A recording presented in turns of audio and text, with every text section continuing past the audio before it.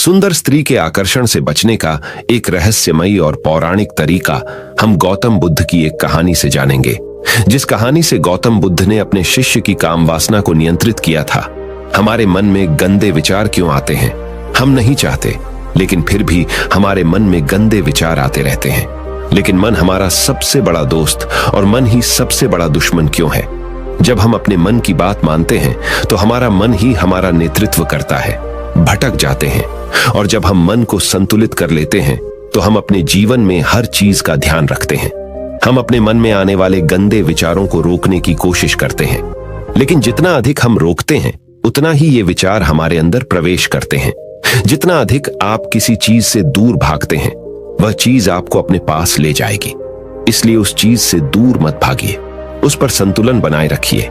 स्त्री आकर्षण से बचने के लिए हम आज के इस वीडियो में गौतम बुद्ध की एक रहस्यमय कहानी आपके सामने प्रस्तुत कर रहे हैं। तो चलिए उसे कहानी की शुरुआत करते हैं। एक बार एक युवक गौतम बुद्ध के पास आया और गौतम बुद्ध से बोला कि ही बुद्ध, मेरे मन में इतने गंदे विचार क्यों आते हैं? मैं नहीं चाहता कि मेरे मन में गंदे विचार आए, पर मेरे मन में हमेशा काम वासना के विचार चलते रहते हैं और मैं इनके के बारे में सोच सोच कर बहुत परेशान हूं। मेरी ऊर्जा और समय यह सब सोचने में ही नष्ट हो जाता है, और इन सब विचारों की वजह से मैं कभी भी शांत नहीं रह पाता, और मैं हमेशा ही स्त्रियों को देखकर मोहित हो जाता हूं। अपने आप को रोक ही नहीं पाता। बुद्ध मुस्कुराए और उन्होंने उस युवक से पूछा, क्या तुम्हें पता है यह काम वासना होती क्या है? फिर लड़के ने उत्तर दिया और कहा, हे बुद्ध, मैं यह तो नहीं जानता कि काम वासना होती क्या है, पर हां, ये जो भी है बहुत बुरी चीज है। फिर बुद्ध ने उसे युवक से कहा कि सबसे पहले तो तुम्हें यह समझना है कि प्राकृतिक रूप से जो भी चीज हमारे अंदर है वह बुरी नहीं है। हमारे जीवन में उसकी कुछ ना कुछ जरूरत है। वासना कोई बुरी बात नहीं है। यह तो हमारे मन की एक भावना है जो हमें किसी ना किसी चीज की कमी का एहसास करवाती है, और फिर हम उस चीज को पाने के लिए उस चीज की तरफ आकर्षित हो जाते हैं। जैसे अगर तुम्हारे पास धन की कमी है तो तुम में धन पाने की वासना उत्पन्न हो जाएगी। तो वासना कुछ और नहीं, बस एक प्रकार की कमी है जो कि एक प्रकार की जरूरत का एहसास है, और जब ये जरूरत शारीरिक हो तो हम इसे काम वासना कह देते हैं। युवक ने गौतम बुद्ध को कहा कि बुद्ध, मुझे काम वासना का मतलब तो समझ में आ गया, पर आप मुझे यह बताइए कि यह आती कहां से है और कैसे आती है? यह गौतम बुद्ध ने कहा कि काम वासना कहीं से आती नहीं है, यह तो हमारे अंदर ही होती है, और इसका होना तो जरूरी भी है, तभी तो मानव जाति का विस्तार होगा। युवक ने कहा, जब यह हमारे अंदर ही है और जरूरी भी है तो फिर लोग इसे गलत क्यों बोलते हैं? बुद्ध ने कहा कि यही तो समस्या है। लोगों ने काम वासना को गलत तरीके से सोच लिया है। इसे छिपाने की, दबाने की कोशिश करते हैं। काम वासना गलत नहीं है, बल्कि काम वासना का गलत तरीके से प्रयोग करना गलत बात है। लोग जिससे प्रेम करते हैं बस उसी के लिए जीने लग जाते हैं, उसे पाना ही अपना लक्ष्य बना लेते हैं और उसी के बारे में हमेशा सोचते रहते हैं, पर यह सब गलत है। बुद्ध ने युवक से कहा, क्या तुम्हें पता है जानवरों में भी काम वासना होती है? युवक ने उत्तर दिया, हां बुद्ध, जानवरों में भी काम वासना होती है, क्योंकि जानवर भी तो आखिर अपनी पीढ़ी को आगे बढ़ाएंगे। बुद्ध ने कहा, तो फिर हम जानवरों की काम वासना को गलत क्यों नहीं कहते? युवक ने कहा, मुझे नहीं पता महात्मा, आप ही मुझे बताइए। गौतम बुद्ध ने कहा कि जानवर अपनी काम वासना का प्रयोग आनंद प्राप्ति के लिए नहीं करते, वह तो सिर्फ संतान उत्पन्न करने के लिए काम वासना का उपयोग करते हैं। जानवरों को प्रकृति ने इतनी समझ नहीं दी कि वह काम वासना को अपने सुख का आधार बना सके, जबकि मनुष्य अपनी समझ के बलबूते पर प्रकृति में पाई जाने वाली प्रत्येक वस्तु को अपने सुख के लिए अपने प्रयोग करता है। हम इंसानों ने ही काम वासना को अपने सुख का साधन बना लिया है, जबकि प्रकृति ने तो हमें अपने वंश को आगे बढ़ाने के लिए दिया था। लेकिन इंसानों ने इसे अपने जीवन का परम लक्ष्य बना रखा है, और इस तरह से काम वासना का बेलगाम हो जाना गलत है। युवक ने पूछा, महात्मा जी, ये काम वासना हम पर हावी क्यों होती है? क्यों यह बेलगाम हो जाते हैं? तब गौतम बुद्ध ने कहा कि सुनो, अब जो मैं तुम्हें बताऊंगा उसे तुम ध्यानपूर्वक सुनना। काम वासना का सारा खेल तुम्हें समझ आ जाएगा, तुम्हें तुम्हारे सारे सवालों का जवाब मिल जाएगा, बस तुम्हें ध्यान से सुनकर समझना है। फिर गौतम बुद्ध युवक को बताना शुरू करते हैं एक बार की बात है, एक आश्रम में गुरु और उनके शिष्य रहा करते थे, जिससे रोजाना आश्रम के बाहर स्थित गांव में भिक्षा लेने के लिए जाते थे। उसी आश्रम का एक शिष्य जिस गांव में भिक्षा लेने जाता था, उसे रास्ते में एक नदी पड़ती थी, जिससे रोज उसी रास्ते से भिक्षा लेने जाता था। एक दिन उससे ने देखा कि एक लड़का पेड़ के पीछे छिपा है। वह उस लड़के के पास गया और उससे जाकर बोला, भाई, तुम इस पेड़ के पीछे छिपकर क्या देख रहे हो? लड़के ने कहा, अरे तुझे नहीं दिख रहा क्या कि मैं क्या देख रहा हूं? तब शिष्य ने नदी की तरफ देखा तो वहां पर कुछ लड़कियां पानी भर रही थी। वो लड़कियां 14-15 साल की होगी। तब शिष्य ने उसे लड़के से कहा, अरे भाई, वहां पर तो लड़कियां पानी भर रही है, इसमें छिपकर देखने वाली क्या बात है? तब वो लड़का शिष्य की तरफ देखकर उससे कहता है, अरे पागल, तुम्हें दिखाई नहीं दे रहा? ये परी कैसे नदी से पानी ला रही है? जरा उनकी अदाओं को तो देखो, उनके कोमल शरीर को देखो। उनकी पतली कमर मटके को उठाते समय बल खाती है और उनके बाल उनकी कमर पर कैसे लहरा रहे हैं, मानो सुंदरता बिखरी पड़ी हो। उसने फिर से नदी के किनारे देखा और इस बार वह नदी के किनारे देखता रहा। अब कुछ भी दिखाई नहीं दे रहा था और वह बिल्कुल निडर था। उसे किसी भी चीज का कोई डर नहीं था, लेकिन अब वो छिपने लगा और उन लड़कियों को देखने लगा जैसे उसने कोई अपराध कर दिया हो। और जब वो छिपकर उन लड़कियों को देख रहा था, तभी वो अचानक अंदर से कौंप गया और उसने कहा कि ये मैं क्या कर रहा हूं? मैं जो कर रहा हूं वो सही नहीं है, मुझे यहां से चले जाना चाहिए। और फिर वह जल्दी से वहां से चला गया। वो आश्रम पहुंच जाता है। आश्रम जाकर वो अपने कार्यों में लग गया, लेकिन जो अभी वह देख कर आया था, वही उसकी आंखों के सामने बार बार आ रहा था। उसके मन में वही दृश्य चल रहा था। उसका दिमाग सब कुछ देखने के लिए संघर्ष कर रहा था। उसका किसी भी काम में मन नहीं लग रहा था। सुबह होते ही वह रोज जल्दी ही भिक्षा के लिए आश्रम से निकल जाता और उस नदी के पास वाले पेड़ के पास जाता, जहां पर वह लड़का पहले से मौजूद रहता था। उसके साथ मिलकर लड़कियों को छुप छुप कर देखता था। अब वह ऐसा रोज करने लग गया। यह उसके रोज का काम हो गया। अब उस शिष्य का मन किसी भी काम में नहीं लगता था। वो हमेशा ही किसी न किसी प्रकार के विचार में उलझा रहता। वो आश्रम के कार्यों को भी ठीक ढंग से नहीं कर पा रहा था। ना वो ठीक से सो पाता था, ना वो ठीक से खाना खा पाता था। उसका मन बेचैन सा रहता था। उसका मन बार बार उन लड़कियों की खूबसूरती देखने को मचलता था। जब गुरु भिक्षा दे रहे थे, तब भी उनका मन किन्हीं अन्य विचारों में खोया हुआ था। गुरु ने अपने शिष्य की इन हरकतों को भांप लिया था। फिर एक दिन गुरु ने शिष्य को अपने पास बुलाया और कहा कि आज से मैं भी तुम्हारे साथ भिक्षा मांगने चलूंगा। आप और मैं एक साथ भिक्षा मांगने जाएंगे। तभी शिष्य गुरु को मना करते हुए बोला, नहीं गुरुदेव, आप परेशान क्यों हो रहे हो? मैं अकेला ही ठीक से भिक्षा मांग सकता हूं। गुरु ने शिष्य से कहा कि ठीक है, तुम अकेले ही भिक्षा मांगने जाओ। जिससे वह तुरंत भिक्षा मांगने निकल पड़ा। सभी लोग उसे देखने के लिए उसके पीछे पीछे चलने लगे। थोड़ी दूर जाने पर गुरु ने देखा कि उनका शिष्य एक अपराधी की तरह एक लड़के के साथ पेड़ के पीछे छिपा हुआ है और छिपकर कुछ देख रहा है। गुरु भी अपने शिष्य के पीछे जाकर खड़े हो गए। उसका शिष्य क्या देख रहा है, जिसे देखने के लिए वह एक अपराधी की तरह पेड़ के पीछे छिपा हुआ है? गुरु ने देखा कि उसका शिष्य पेड़ के पीछे छिपकर नदी से पानी ले रही लड़कियों को देख रहा है। तब गुरु ने शिष्य से कहा, क्या देख रहे हो? अपने मालिक की आवाज सुनकर वह डर गया और उसके पसीने छूटने लगे। वह ऐसे कांपने लगा जैसे उसने किसी चोर को चोरी करते समय पकड़ लिया हो। उसी से उसकी हालत खराब हो गई। वो कुछ भी नहीं बोल पा रहा था। दूसरा लड़का जो शिष्य के साथ था, वहां से भाग गया। उसके मुंह से कुछ टूटे फूटे शब्द ही बाहर निकल रहे थे। वो अपने गुरु से नजर भी नहीं मिला पा रहा था।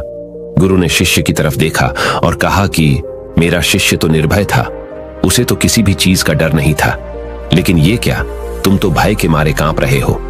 शिष्य ने गुरु से कहा कि मुझे माफ कर दो गुरुदेव, मेरा इसमें कोई दोष नहीं है। उस लड़के ने मुझे बहका दिया था, लेकिन आपसे मैं वादा करता हूं कि आज के बाद मैं ऐसा कभी दोबारा नहीं करूंगा। मुझे माफ कर दो गुरुदेव। गुरु ने शिष्य से कहा कि कोई बात नहीं, पर इस बात का तुम ध्यान रखना कि हम जैसी संगति करते हैं वैसा ही फल हमें प्राप्त होता है। हम जैसी संगति करते हैं उसके विचार हमारे अंदर प्रवेश करते हैं, इसीलिए अच्छी संगति करो जिससे तुम्हारे अंदर अच्छे विचारों का प्रवेश हो। फिर गुरु और शिष्य आश्रम लौट आए और फिर से शिष्य आश्रम के कार्यों पर ध्यान देने लगा। उसने उस रास्ते को छोड़ दिया और दूसरे रास्ते से जाने लगा।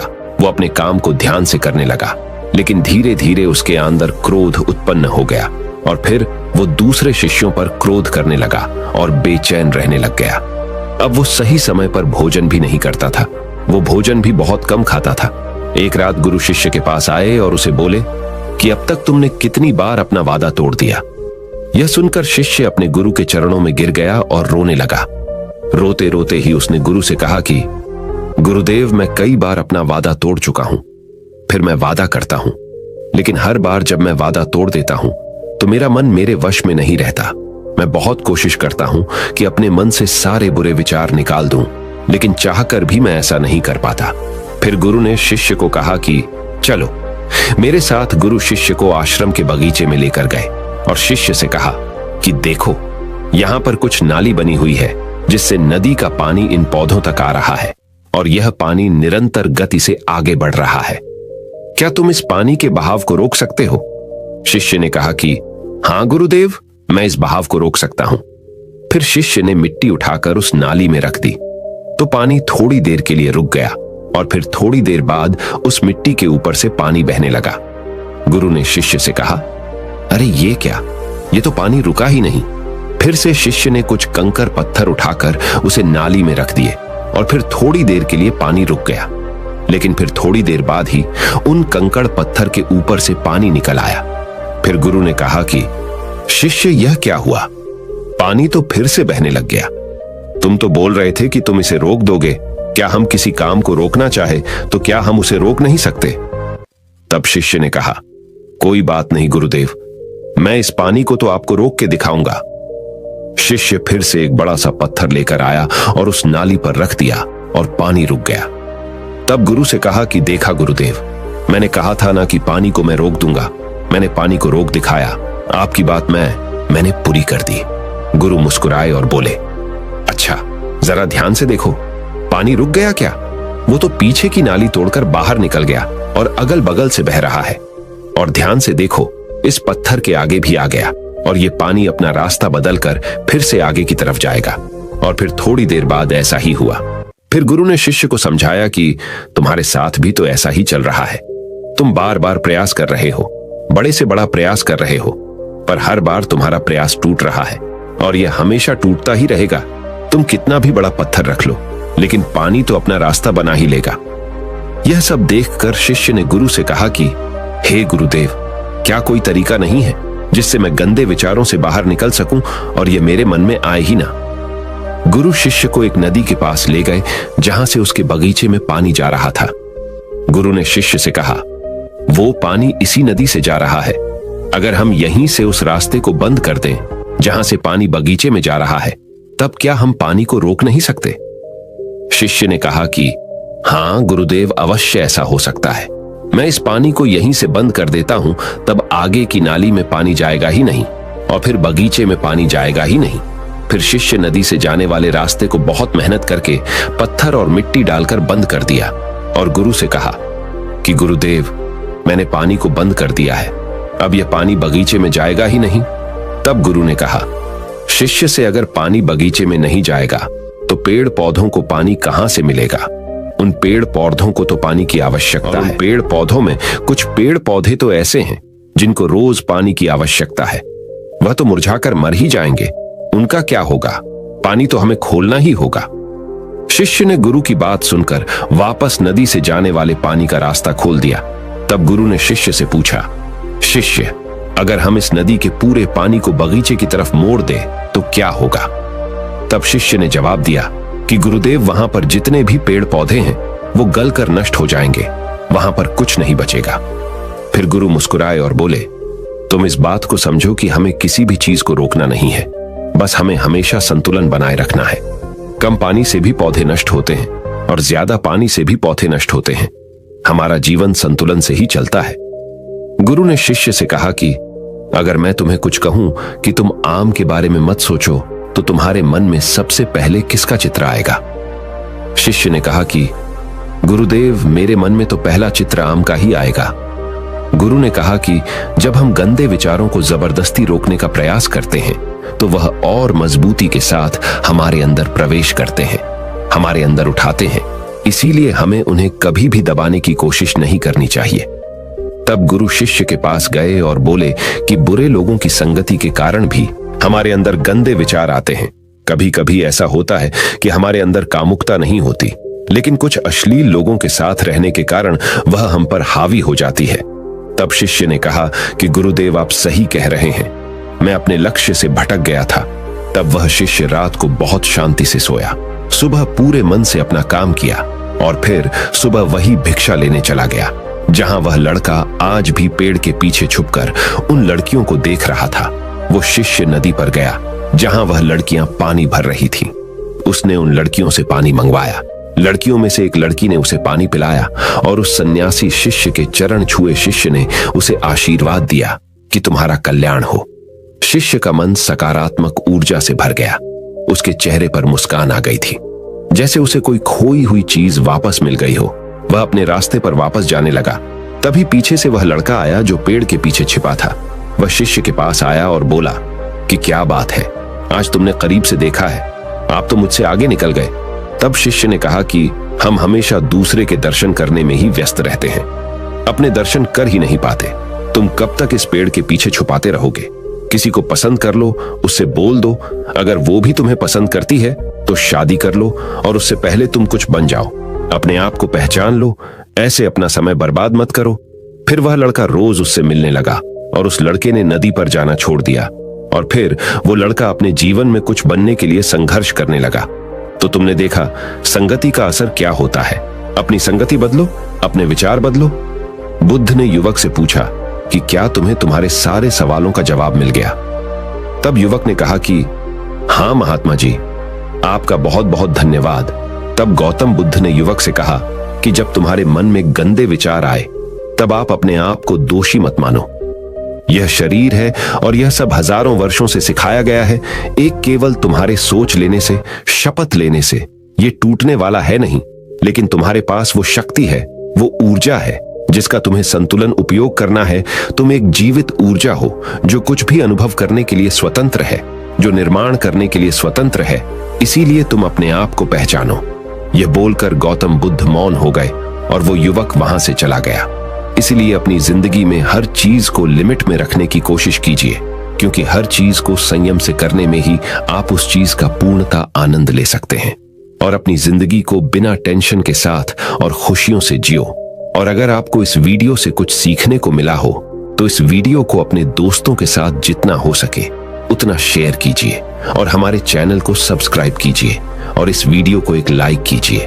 आपका वीडियो देखने के लिए दिल से बहुत बहुत धन्यवाद बोलो। नमो बुद्धाय।